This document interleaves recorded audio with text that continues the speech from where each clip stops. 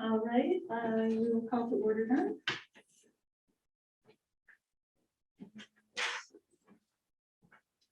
Do I have a motion on the minutes of December 15th? So moved. Second. Any discussion? Okay, all in favor?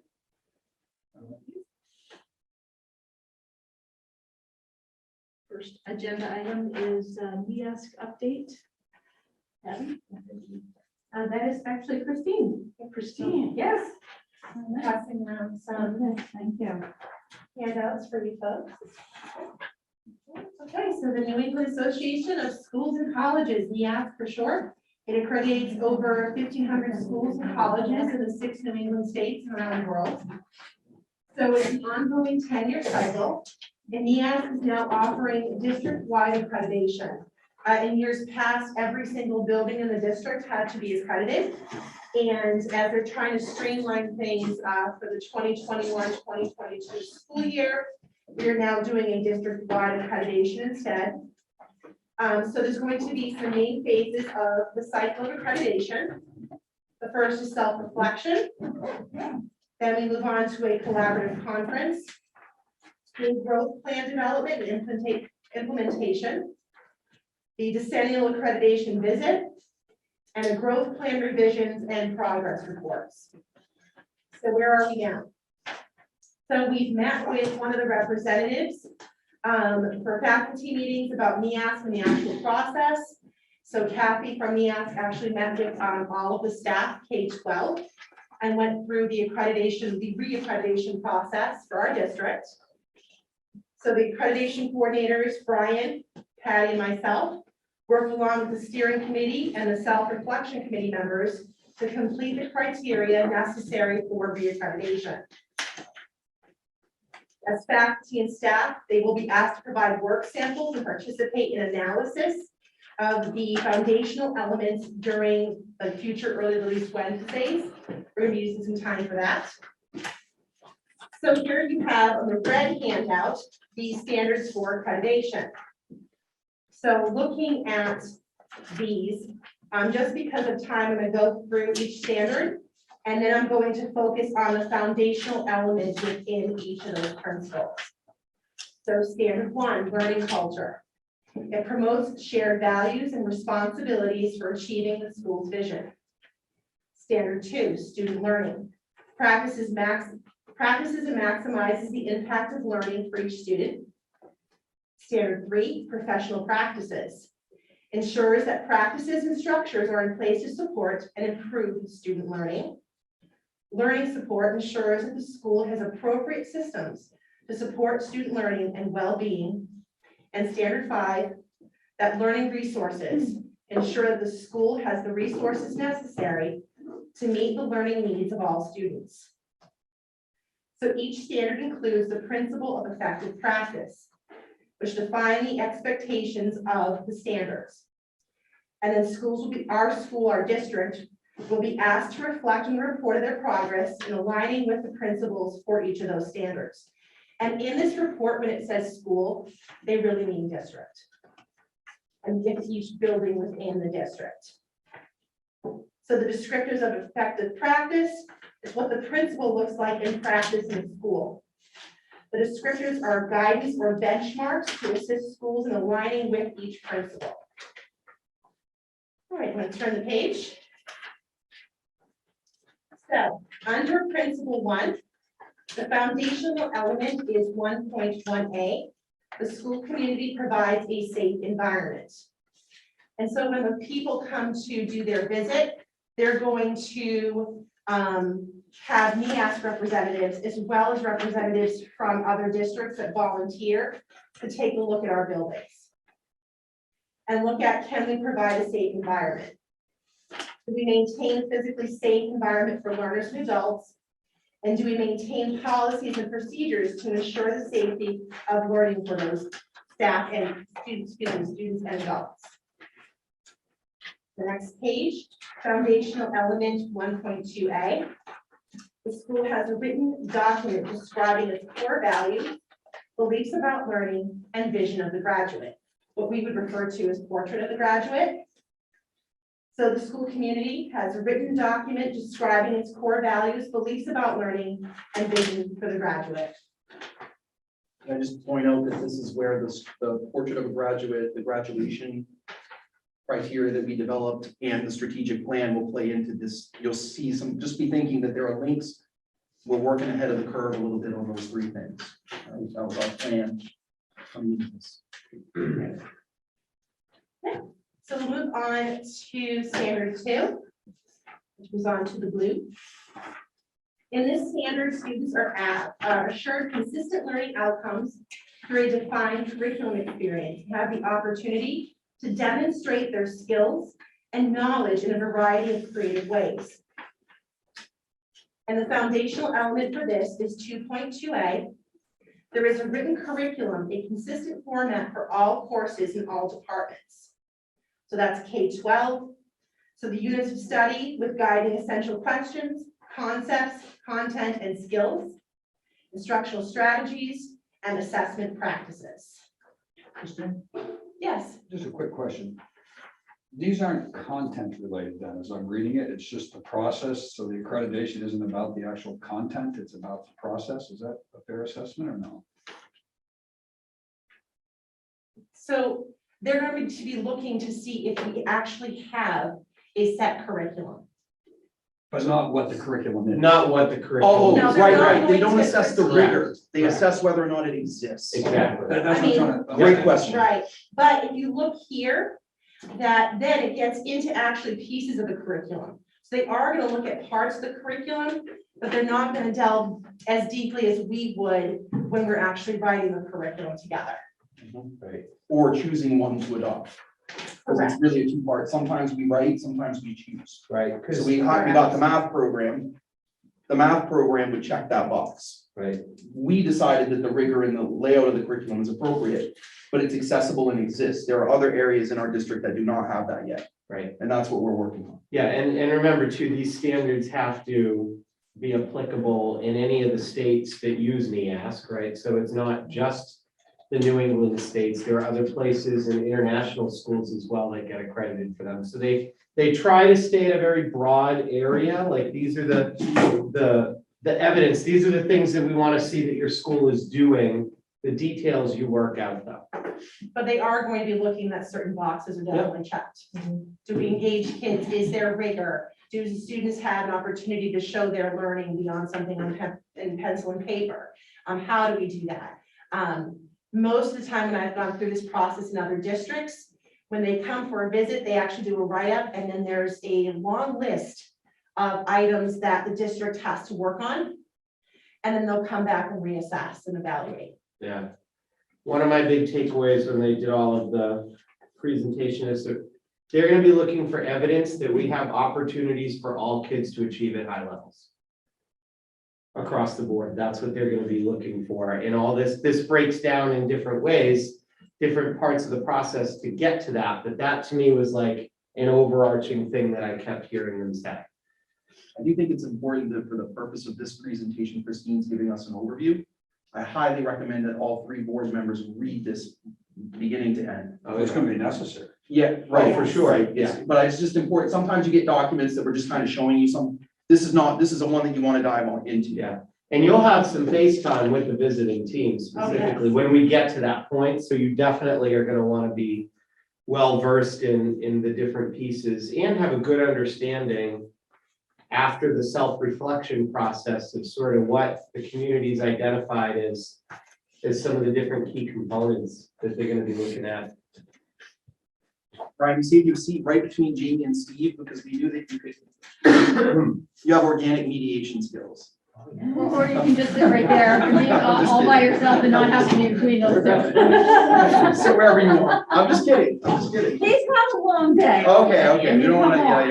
yeah. Everybody has. I don't know that we need to put that there. Yeah. What time do you start this morning? 4:15? Me? Yeah. Yeah, it's up at 4. Yeah. Everybody. Okay, so moving from the curriculum, standard 3 is really about professional practice. This has to do with the educators. The educators engage in ongoing reflection, collaboration, and professional development to improve their practice and examine evidence of student learning and well-being to improve curriculum, instruction, assessment practice, programs, and then services. And the foundational element for standard 3 is number 3.1A. The school has a current school improvement or growth plan. Includes school-specific goals and informs decision-making in the school. They're going to be looking at every single school in our district has this.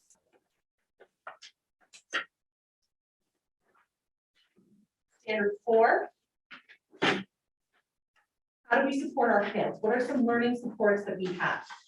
That the school provides targeted supports to meet each student's individual needs, including counseling services, health services, library informational services, and other appropriate support services to assist each student in meeting the school's vision of the graduate. Foundation 4.1A, the school has an intervention strategies designed to support students.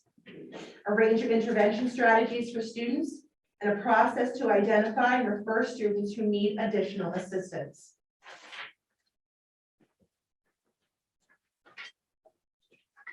Standard 5, learning resources.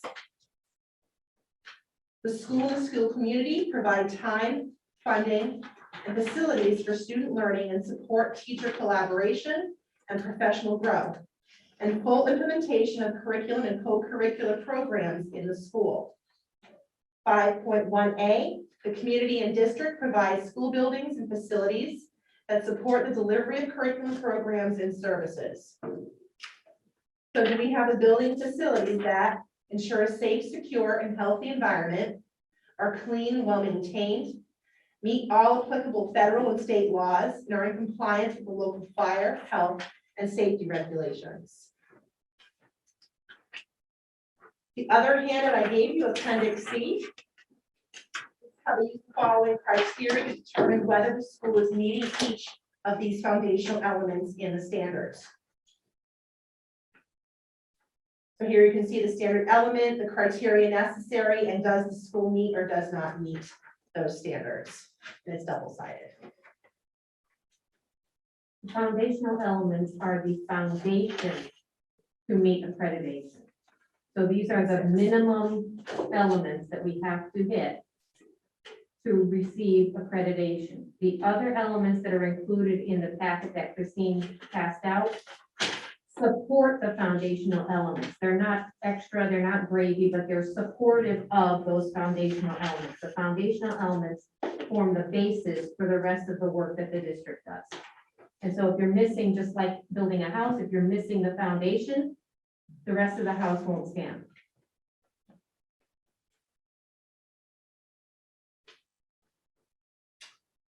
Could you just give an overview of the, kind of like maybe a second level overview of who's coming here and when they're coming? Yeah, There- there's- process there's- overview. There's a How lot, long does it take? Timeline. It's a lot. there's a There's a lot to lot. this. Yeah, That's why there's 3 of us heading this up. So I pulled up the timeline because I knew, Tammy, you were gonna ask that. And I It's a don't fair have a timeline question. in my head. So right now, what we're working on, this is one of the reasons, and this sort of ties into the last bullet on our list for strategic plan, but there's going to be, the next thing that comes out in this process, we've got a couple of different committees set up. We've got the self-reflection committee, we've got the steering committee, and Ryan is the chair of the steering committee. He co-chairs that with Jeff Adams from the high school. Steering committee sort of acts as the overseers of what's happening. The 3 of us are sort of making sure that all the pieces are functioning. But And they're doing actually, grunt work. right, we're doing a lot of grunt work, and they're making sure that whatever needs to get done is getting done. The next piece that's coming out, and this will be coming out in February, which is why the strategic plan timeline is the way it is, we have to send out surveys to all of our stakeholders. So we've got surveys going out to school members, community members, all sorts of folks are gonna be doing that in February.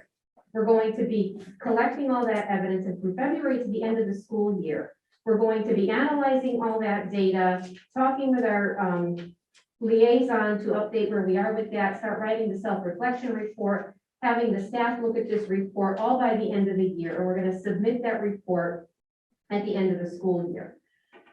At the beginning of next school year, we're going to start getting ready for the collaborative conference. This is a little bit of a different shift from what they did in the past, because now that this is a district accreditation instead of school by school, they have something called the collaborative conference, which is the first time that the NEASC folks come out to visit. And we are scheduled for that to happen in December of 2024. So actually, no, that's our decennial visit. Sorry, this is where all the dates come in. The collaborative conference visit happens sometime next fall. We've got to set up dates for that. Yeah. From that conference visit, we then write another set of reports, which include school growth and improvement plans for each school. And we start implementing what we identified as things in need of improvement.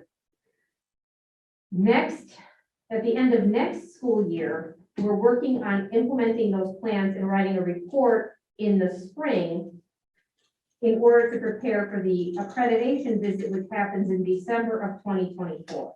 So there's a lot of back and forth. There's a lot of moving parts and a lot of different names and titles and things. And it's hard to keep everything straight, but this is an ongoing process that involves a lot of moving parts and a lot of different people.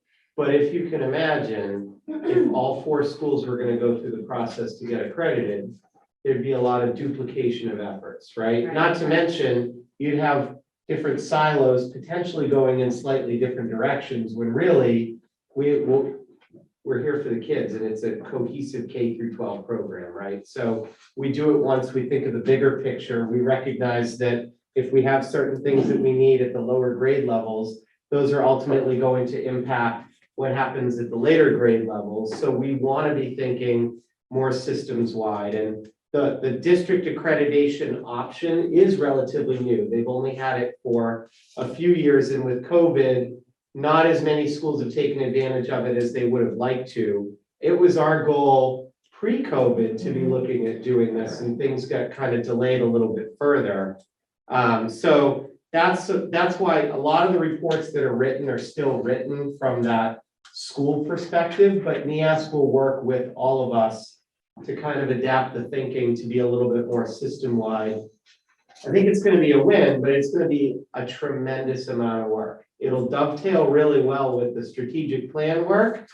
But I think to a certain degree, it's going to go into a lot more detail and kind of advance the strategic planning piece at a level far past what was even outlined in the plan when we're done. But remember, the process is kind of a uniform process, so that when they go to any district, they approach the self-reflection the same way, they write the reports the same way.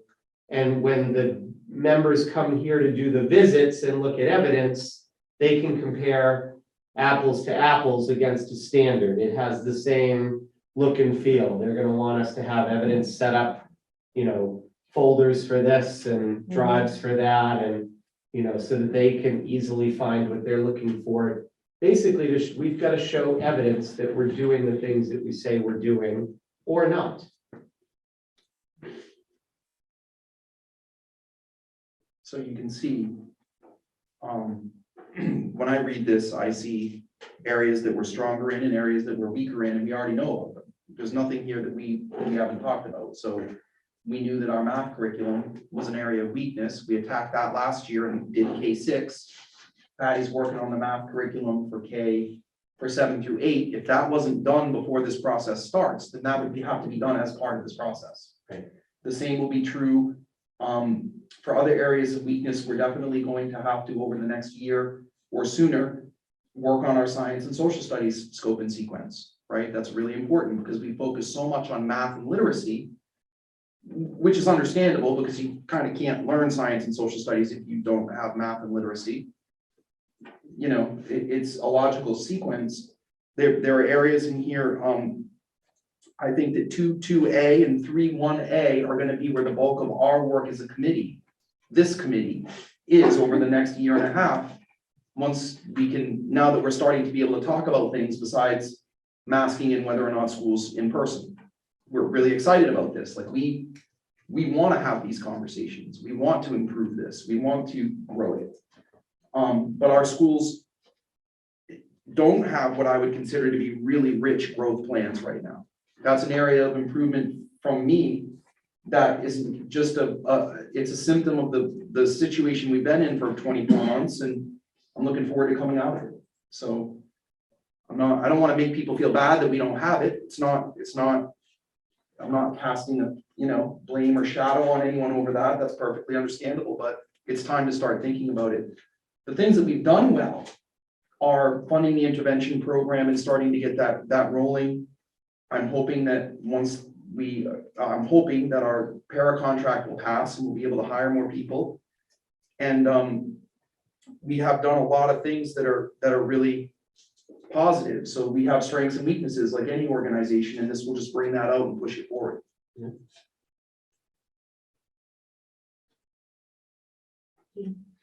So I got some just general questions from my understanding here. We mentioned a number of times self-reflection. Yeah.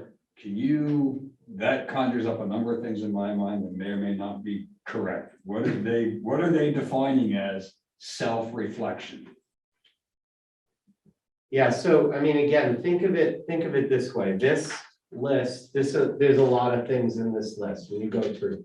The school does this, and this, right? So in the self-reflection process, it's about gathering evidence. You're going to gather evidence to show the different things that on here that you're doing, and then at some point you have to write a report that says we believe that we're doing this particular item at a sufficient level, and here's the evidence that we've gathered to show that that's happening with fidelity, right? So that's the self-reflection it's structured. There's actually an entire self-reflection handbook that we have to Yep. follow, which actually at some point, again, I don't know how much time you want to invest in it, but the more time you have to invest, the better I think you'll be from the board seat role to be able to interact and help make decisions at that level. But going through that manual, I mean, it's probably like a 60-page manual. I'm reading it now, it's 46 pages. Yeah, okay, Yeah. so that handbook is gonna outline the process. Now, everyone participates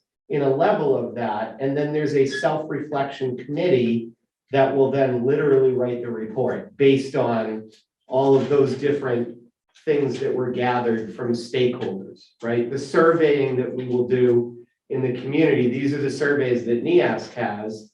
That's gonna be a piece of data that will go in, right? Parents will do it, community members, teachers, students, the like. So that's one piece. Even just the act of right now, every single one of our teachers in the district has to submit to us a piece of evidence of an assessment with student work samples tied to it, names removed, obviously, because we have to show what our assessments look like, right? So that's something that we've been collecting for the last couple of months, because we told teachers, we don't want you to just wait until the deadline and give us something. We want it to be something that's really indicative of what a typical assessment looks like in your classroom. So when you have that and you've got student work for it, you're going to submit that to us so that that can go into our folder, and every single teacher in the district will have it. So when we're doing that self-reflection, we'll be able to look at, let's look at 5th grade teachers, or let's look at math examples, or let's look at, high school examples. We'll be able to look in different ways at that. And what I've done is I just sent the 3 subcommittee members and the 3 of us who were steering this, and Tom, the link to the webpage that has all of this information on it. Instead of sending you each document, it's all in there. You can just go down to the bottom and click into the pluses, and those all open up. And you can read all about the whole process and really get a better understanding of the quick overview that Christine did. Yeah. So is then the self-reflection, the end result of self-reflection is basically, as I'm understanding, our assessment of how well we do on this with the evidence that we have. Are we also supposed to be putting on that self-reflection?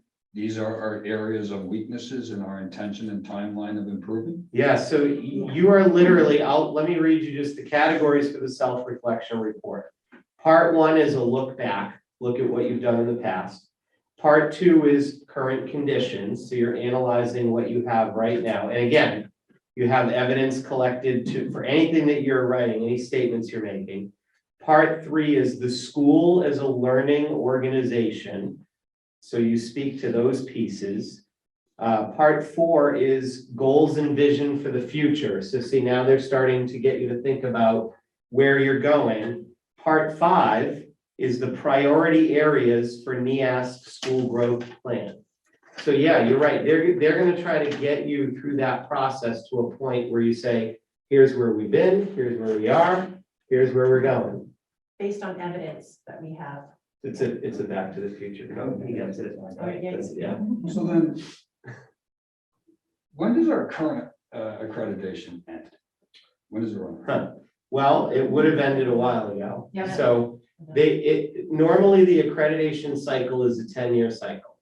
We got to the end of our 10-year cycle and we started doing the PACE work, and the Commissioner of Education asked that we get a reprieve for a couple of years from doing accreditation so that we could get started with the PACE work. When that came to an end, we asked NEASC if we could do a district accreditation instead of individual school accreditations, because we were going to have 4 schools coming up on a cycle to do an accreditation over 4 years, and that's a lot of work.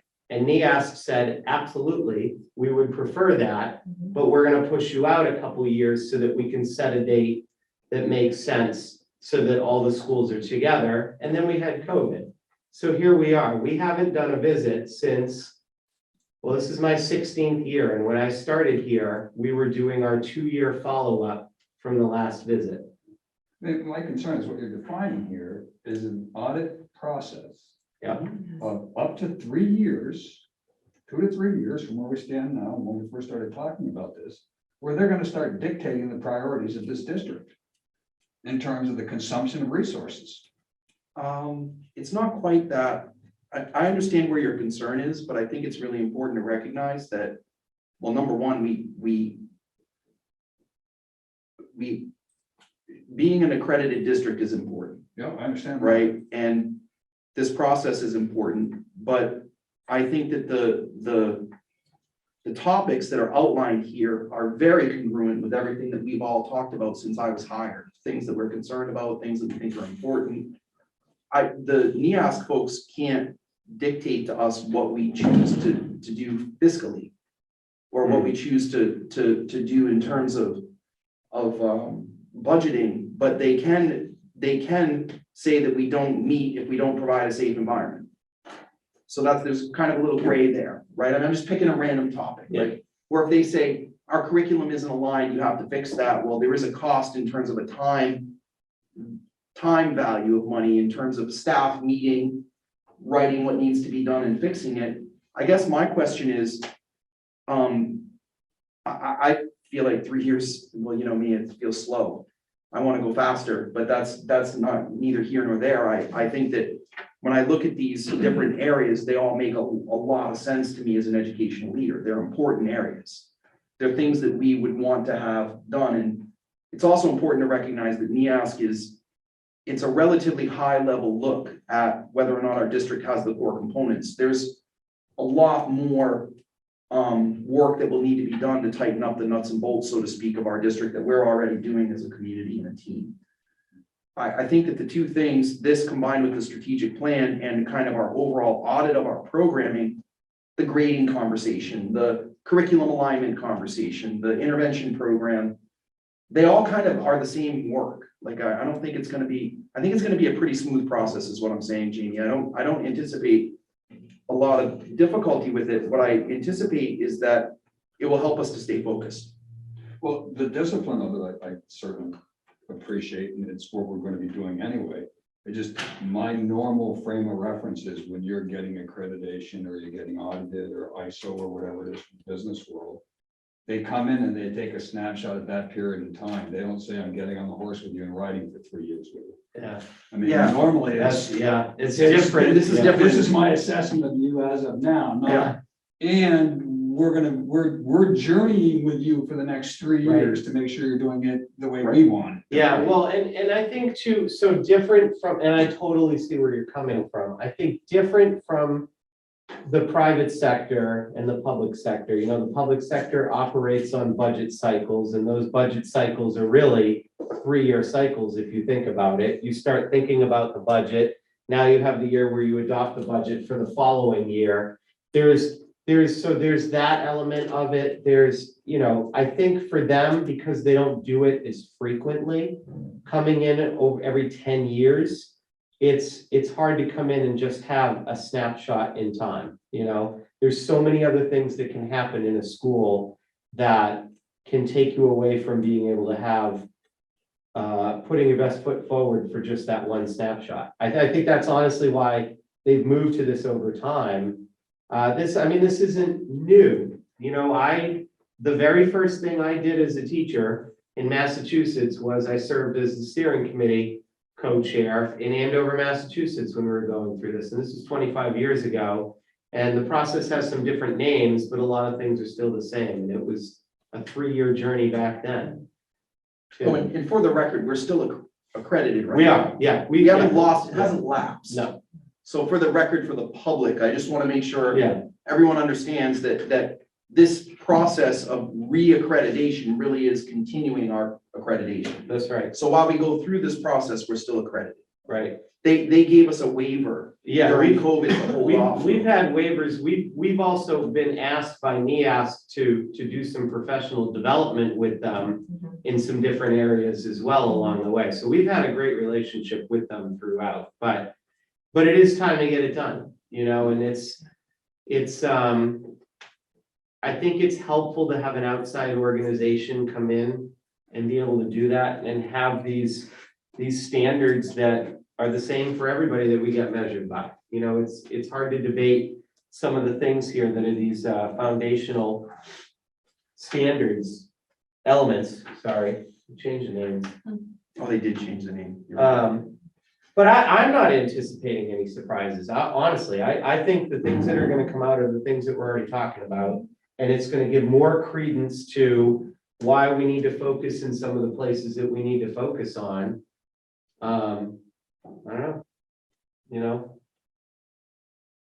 Thank you for the information. yeah. But I do think you should look at the handbook. Yeah, well, Dr. Haynes says she sent it all. Yes. The link is So there- there. I got them all. They'll plan a meeting in 3 weeks for your 5 pages of questions. Yeah. 2 hours. They'll just schedule it now, ladies. Let's just get ready. Well, but He's coming. we're not experts on this, we're working. We're learning too. Sounded to me like he wanted to help write the report. That's That's exactly what I- what it sounds like. Yes. Volunteering. You just volunteered to be the EISA report writer guy. Perfect. You guys are great. We do actually have people that we've earmarked who have written reports for NEASC before and have participated in other accreditation teams. So a lot of the members of the steering committee have gone out and have done visits to other schools, so they understand the process, you know, whether they've worked with us for a long time, like Jeff Adams, your co-chair, he's been with us for at least 17 or 18 years, and he's probably done a dozen NEASC visits to other schools, so he understands the process. Or like Jen Mitchinson is going to be on the self-reflection writing committee. She's new to us, but she helped write the report for her previous school district. So that's invaluable. Sometimes you just need people who are the good writers for that piece. So Having said that, I think it's important, I want for the public to understand, this is a very timely thing for us. It's really great timing because we are kind of redefining ourselves. And so it's a good time to do it, but I think it's important to note that when you talk about self-reflection, is there a way to like wiggle out of getting the work done because you're reflecting for yourself? Is there a way to kind of, there's no way to game this process. It's a long process we can't, but we do ultimately to be an effective school district, we have to hold ourselves accountable. We can't have a culture of excellence if we accept mediocrity. We can't do it. So we here in this room, this group and the teachers involved will be super important in establishing a culture of excellence as we move forward. And that's something that we'll be talking about a lot, that you know, we need to move from surviving to thriving. Yeah. And we really have been surviving. And so, okay, that's fine, but there's a time where we have to decide internally, like at our core, that's not good enough anymore. Right? And so this is the time to do that. Like I really do feel optimistic, and I know I keep saying and I'll probably pay for this, but I feel like we are turning a corner with the pandemic in the sense that, you know, there's a point where organically we're going to not have to do that as much. Just when it will be, I don't know. I mean, do I hope it'll be this summer? I feel more optimistic, but I can't, I don't have a crystal ball. We've committed to just doing this anyway. What are we gonna do? We can't keep spinning our wheels forever. We gotta go now. I wanted us to do it 5 or 6 years ago. To be Yeah. honest, Yeah, before me.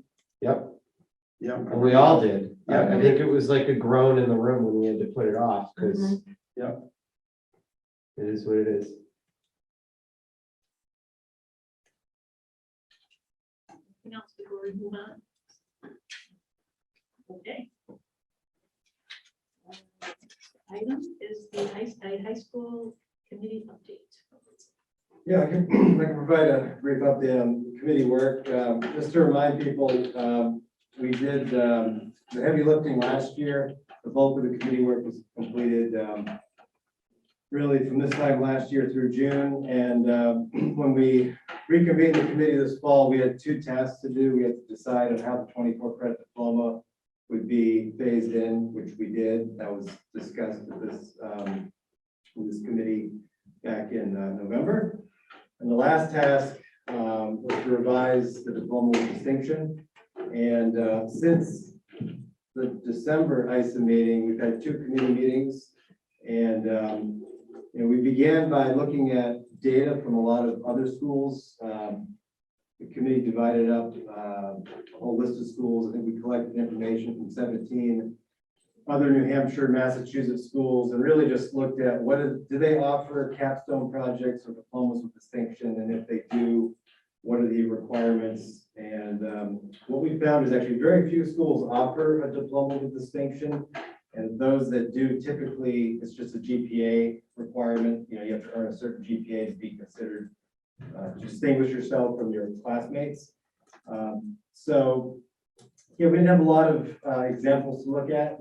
But for our meeting last week, we considered a proposal made by some members of our committee that included, beyond our standard 24 credit diploma, a diploma with honors and a diploma with distinction. They both require 24 credits. The difference is there was a minimum GPA requirement and some other requirements. Now, since we're still in the process of kind of reviewing it and discussing as a committee, I'm not going to just explain it to this committee now and to the viewers, but essentially last week we had a long discussion about both the diploma with honors and the diploma with distinction. Lots of good questions, debate, discussion. And when we ended, we didn't feel it was appropriate to vote at that time, so we let people reflect over the weekend. I sent out a survey yesterday. We're getting feedback. About half the committee has replied to the survey.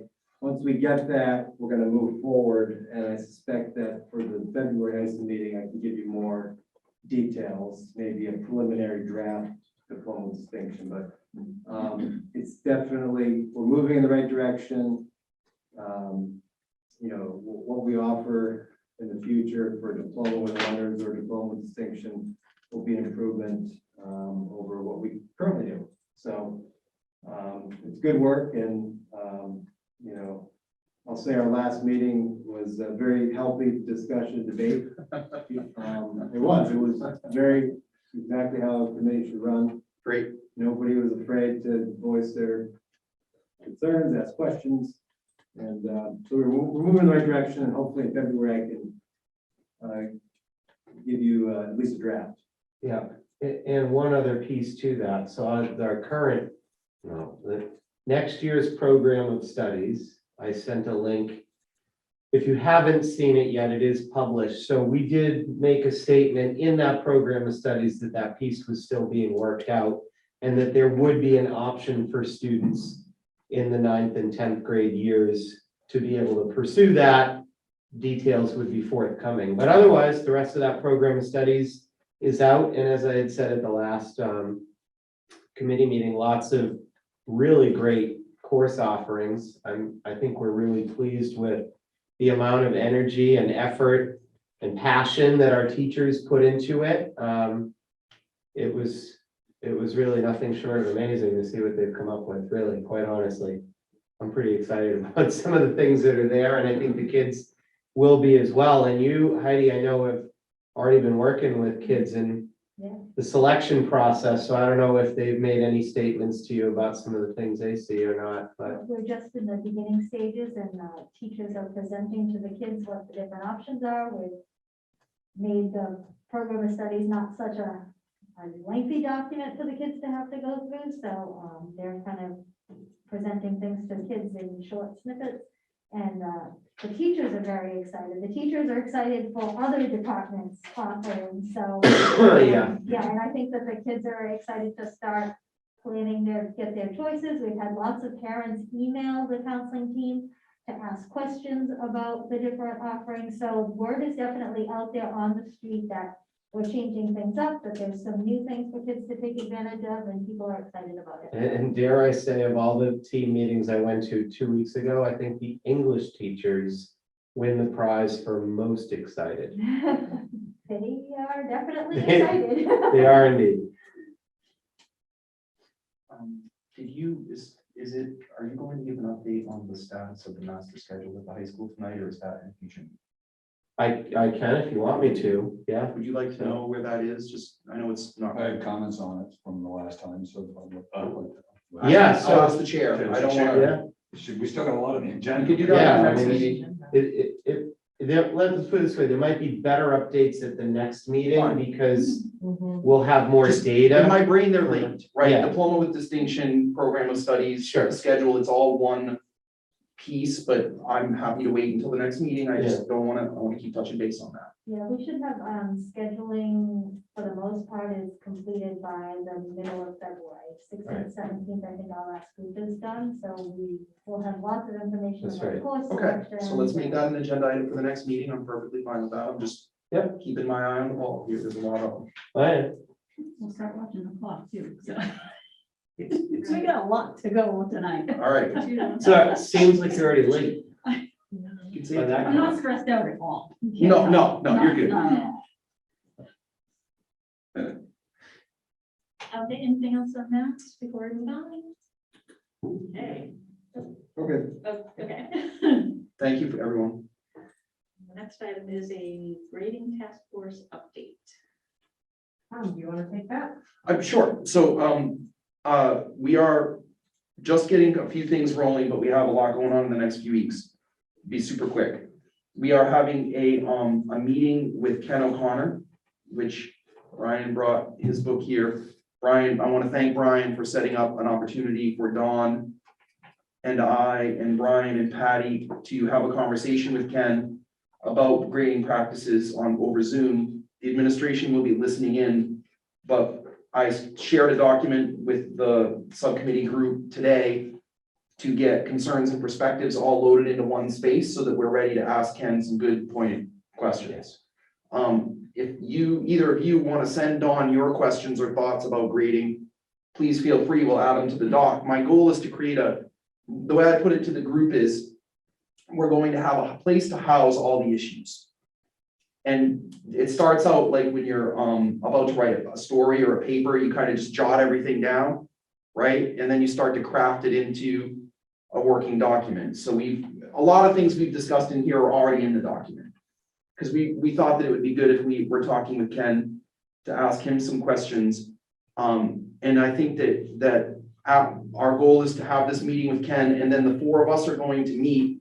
So I would say that for the next EISA meeting, having a conversation about grading and the conversation about the high school master schedule would be our two big agenda items. Mhm.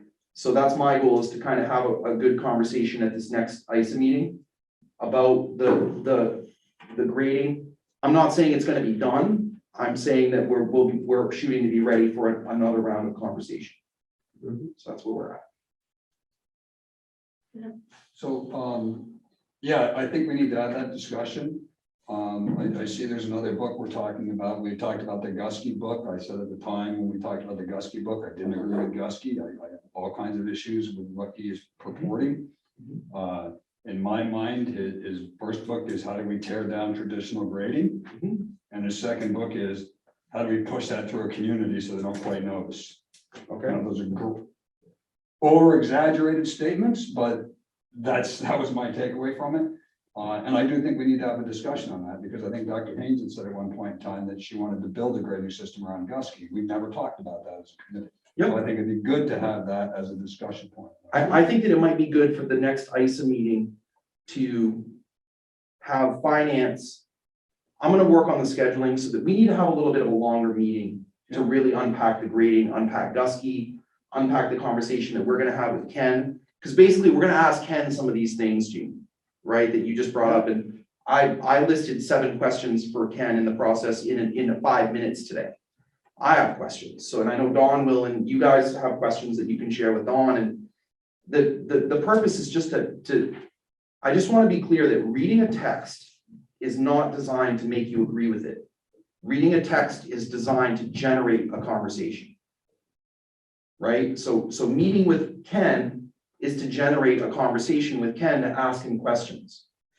Right? The goal is to get all the questions on the table. At least when we're done the process, wherever we come out, everyone can say, I have listened to all the different points of view. I've done my homework about this. This is where I stand at this point. You just kind of did that, right? You said, I read it. I don't agree with that. That's fine, because we're not all going to agree on everything, but we have to at least come to a functioning consensus. And we kind of already have around using the numeric grades that we're using, the 4.0 scale and the letter grades. Like, we're way ahead of what our goal was. What we're really getting into now is the practices around the issues that we discussed last time. Like, are we going to continue to do the declining averaging? Or what are our rubrics going to look like for grading? What language are we going to use? You and I have talked about that at length. We're getting into the nitty gritty of this, and we're working hard on it. And I do think that that's going to play into the NEAS process, because that grading work it plays right into the intervention. Well, you mentioned the finance committee. I would be more than willing to work on timing and changing finance committee, because I agree we're going to need more than an hour of discussion on it. Absolutely. So why don't we work with Matt, and we'll try to find a different time for finance for that week. Yep. And then we'll do a longer EISA meeting that day to really have a conversation, because we've been trying to get to it all year, and it's just time to stop trying. It's time to just pause and do it, right? Big topic, and we ought to have a real discussion. Yeah. Okay, so let's plan an extra long meeting if the chair agrees.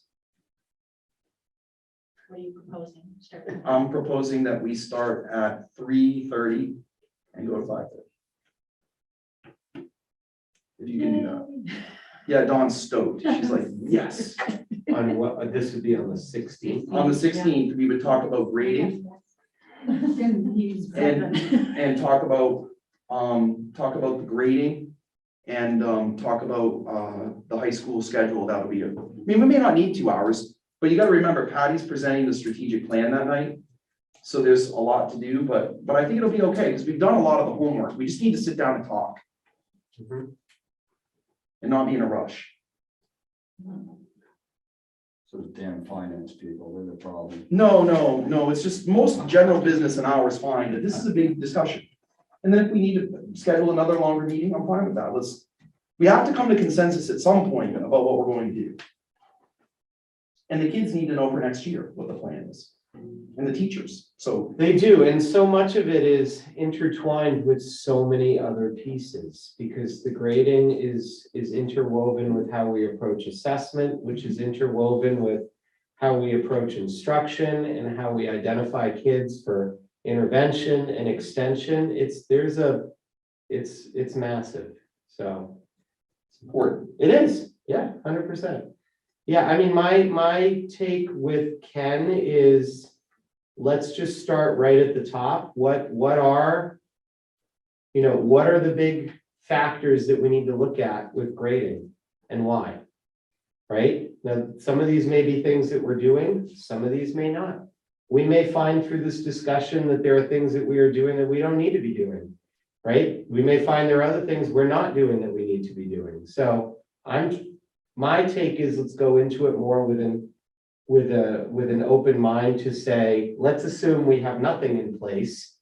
What should we have? And how do we get from where we are to where we need to be? And be open to the fact that it may look different, right? Some things maybe we're doing, but we're not doing right at all. And so that's why they look bad. Some things we're not doing at all. Some things we shouldn't be doing, right? So that's my kind of take with it right now, so. And I'll just quickly add that my thing about it is, I'm less concerned with where we end up. I mean, I am concerned with where we end up, but the process is important to me. What's important to me is that there's a conversation, it's public, and then the board adopts a policy based on what we get to, because the grading policy needs to be congruent with what we're actually doing. And for me, the most important thing is that the kids are motivated by what we do. That they understand that this is important, right? That school is important. And then we're gonna hold them to a culture of excellence. We're gonna hold them accountable to do their part in their education. And we're gonna hold the teachers accountable to do their part, and the parents. And that's the hardest part, is getting to the parents. So anyway, we'll talk about this next week, because time's tight, so, next month. Who is the Ken O'Connor? Where did he come from?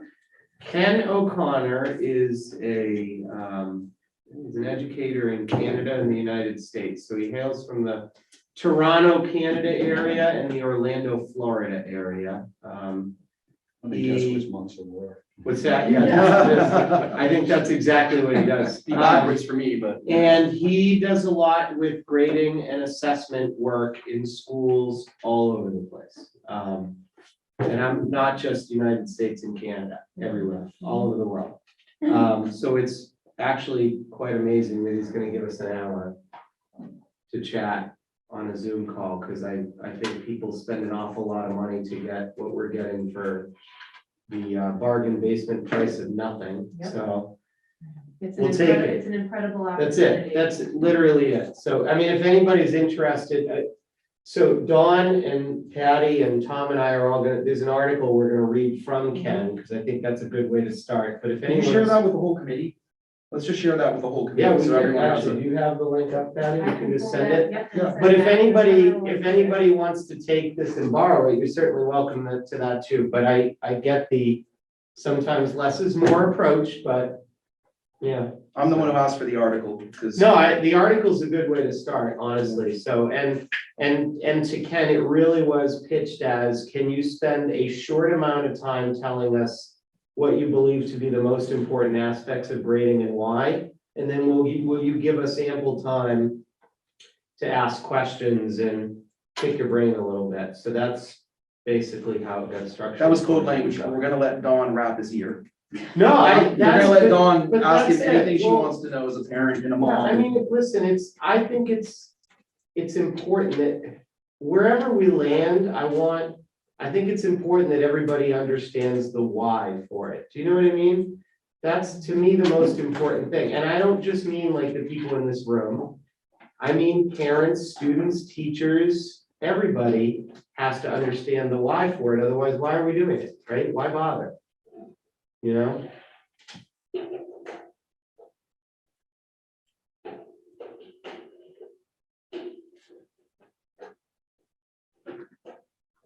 Okay, I sent that over, so everybody should have that. Thank you, Patty. When are you, I'm sorry, when did you say you were having this phone call? Next week. The Zoom meeting next Tuesday. Oh, it's Tuesday. Tuesday afternoon at 2:30.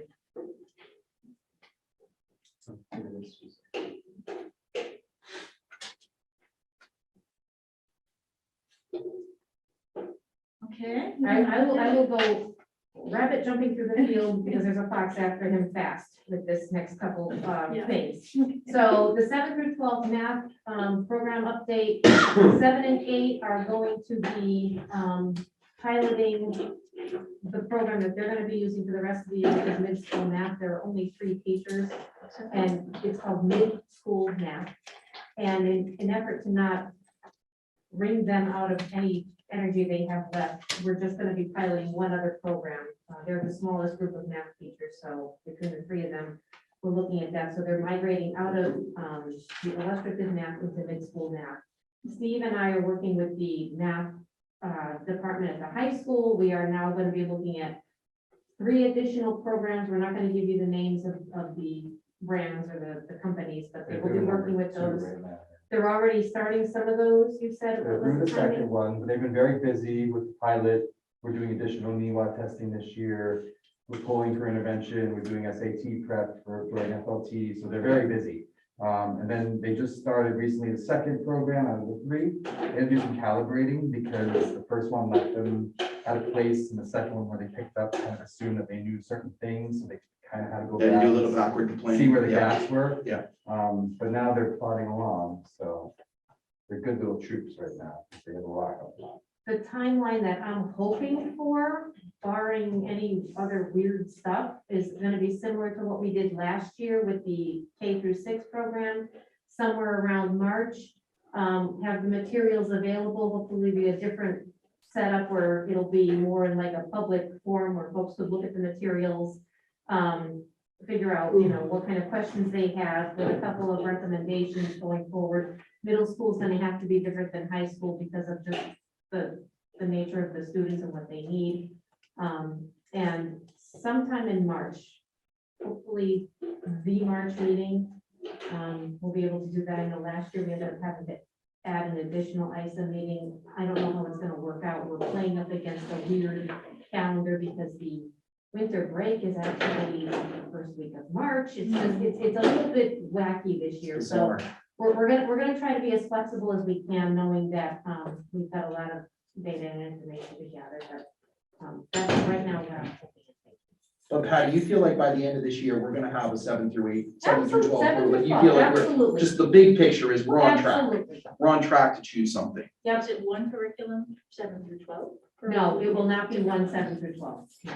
Because Okay. what we had hoped was going to happen with that imploded spectacularly. It just did not work out. It was just not suitable for our students. But it's better to learn that now than to adopt something wholesale and find out in the middle of implementing it that it's just not working, which is why you do pilot. So I'm sorry, so just why is 7 through 12, why 2 different ones? Just, Developmentally, what the students need, it's similar to the issues we're seeing with the elementary program, where what we had before and where the students need instruction and where these programs are, they're just not matching where our students are. There's just a lot of different developmental needs at the middle school compared to the high school. And this program is dedicated to the middle school. Right, it's just a middle school program, and we had talked a little bit about it earlier, being very focused on middle school and the cliff, the drop off that you see with student scores in middle school nationally. I mean, it's not just a Sanborn issue, it's not a New Hampshire issue. They get to middle school, they're doing fine, and there's suddenly this cliff where they don't know anything about math anymore. So this program is dedicated just to that. is this the mid-school math Yeah. that you were describing? They're piloting, they're gonna start piloting that. They've done piloting illustrative math, Illustrative math, yep. and they didn't think that was working well? No, it was not working well, and even Steve's heard from his high school folks, it's not good. And yeah, it's not robust enough. It doesn't support what our teachers would like and what our kids need, so. It's okay though, that's the process. Jamie? So just, what you said is more comforting to me than what I thought I heard before, so just like clarification. I heard before that developmentally it wasn't meeting our kids' needs, and I was interpreting that to mean our kids aren't where they need to be, and this is too hard for them, and too robust. And what you're saying is, no, it's not robust enough. So just if we could clarify that, Yeah, because I want to make sure everybody Sure. understands what we're Thank you, saying. that was a good point. It didn't give them a lot of, the resources were very limited. Yep. I think I was sharing with Patty when they shared with me. They'd have a question and it would walk you through the question. And the kids would learn maybe what they missed, but then instead of giving them like a new question, it would give them the same question. So that wasn't really helping them build the skill. They would just copy what they, so like things like that. This new one they're working on, right off the bat, they look at the assessments. There's 5 different versions that they can choose from. which is helpful in a myriad of ways, just, so there's just more there. And they just felt like the kids did not grasp the first one that they used, that it just, illustrated math, it just, there was a connection that wasn't there, and they felt, well, maybe if we had a whole year with that program, and the kids had a whole year with it, we might be able to pull things out of it. I'm like, I don't like the sound of the might and maybe, you know, like. And then the thing that concerns me about that too is we started the year with that. It's not like we were switching midstream from something else and trying to fill in gaps. So we started the program at the beginning of the program with the program supposedly giving you everything you need. You walk into the beginning of something, it's laying down all the groundwork for you.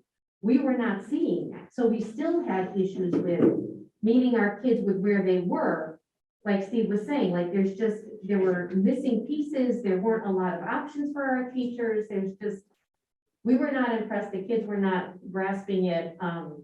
It's not what we were hoping. Okay. Yeah. Okay, good. All right, so now we're on to mid-school math. No, strategic plan. Or one, sorry, I'm still on. That's okay. I haven't moved on the agenda yet. Oh, okay. So, They're gonna. so mid-school math, pivoting. they're piloting mid-school math for, they started that, they're gonna be starting it with the second semester, which begins January 27th. Same issues were happening at the middle school with the illustrative math, not enough resources, just, it wasn't giving our kids the options that we needed. So same exact issues, different group of kids, different group of teachers, you're landing right on the same issues.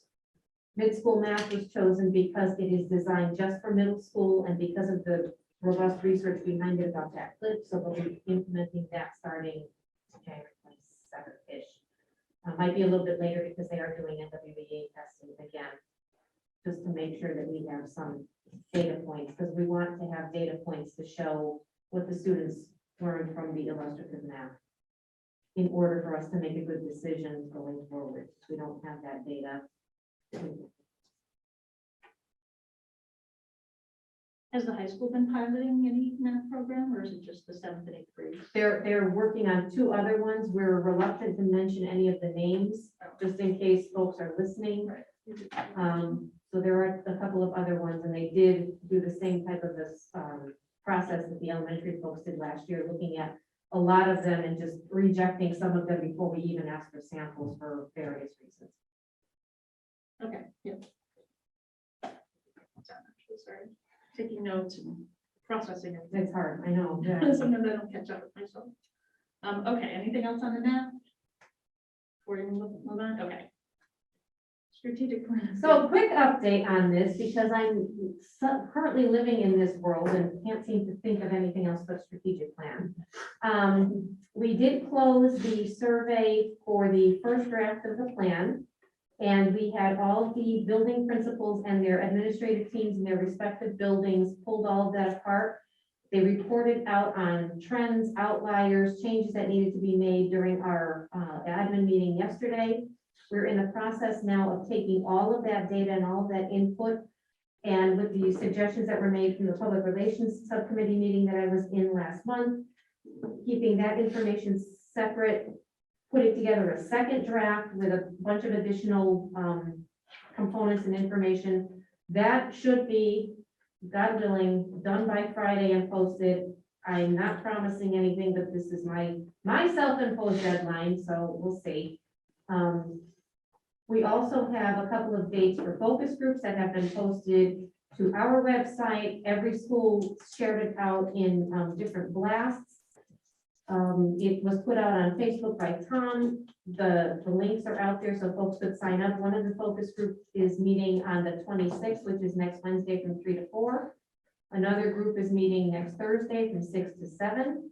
Those groups will be managed by building principals who will provide opportunities for people to give input on the second draft that should be live on Friday. Capital G, capital O, capital D. Yes, yes, yes. I just want to thank Patty for all of her hard work on the strategic plan. She's been the keeper of the words. And I mean that in jest, but it's sincerely, that she is literally keeping track of all the wards. And there are a lot of information coming in. And she's done a great job of facilitating that.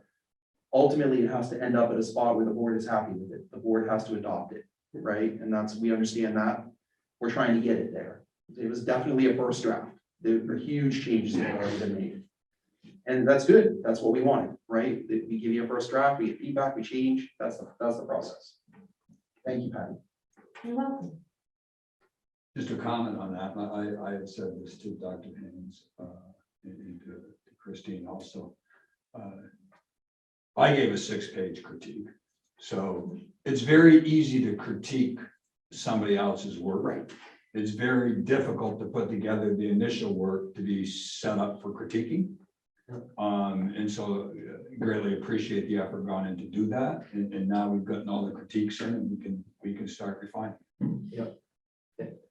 And I think the final document will be the ultimate version of consensus in our community, right? We always think of consensus as when the will of the group is evident and all voices have been heard, even those who most oppose. So, and believe you me, as we were going through it, in the surveys, we had a lot of people opposing lots of different things. And some of our comments were, well, we have this statement here and half the people love it and half the people hate it. So where do we go with that? You know, so it's a process. Yeah.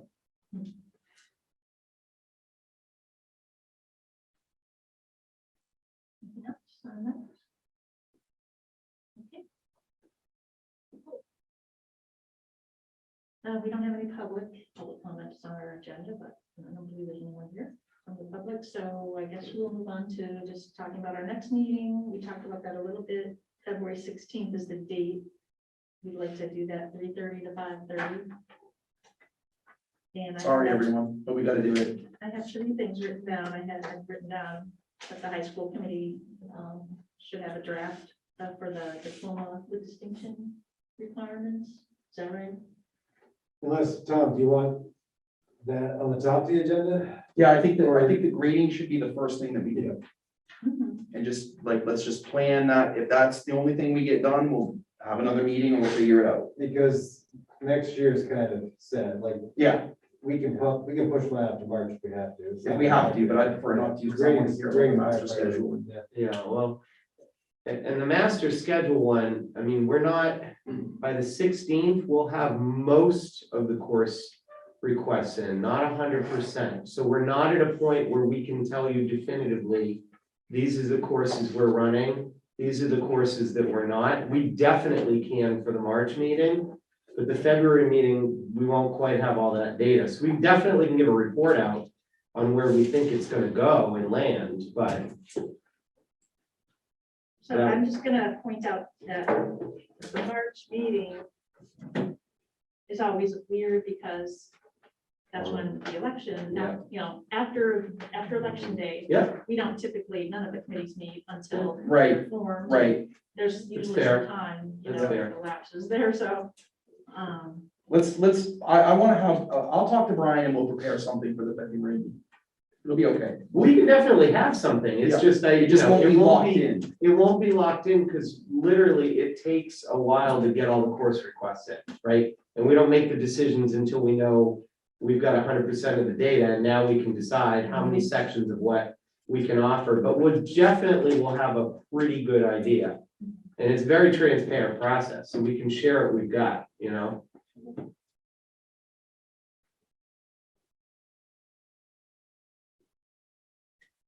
Right, so we'll put grading practices, is that a correct agenda item to read grading practices? Mhm. Is that what we're discussing? And then we'll have the other 2 items, if we get to them, hopefully we will. Yeah.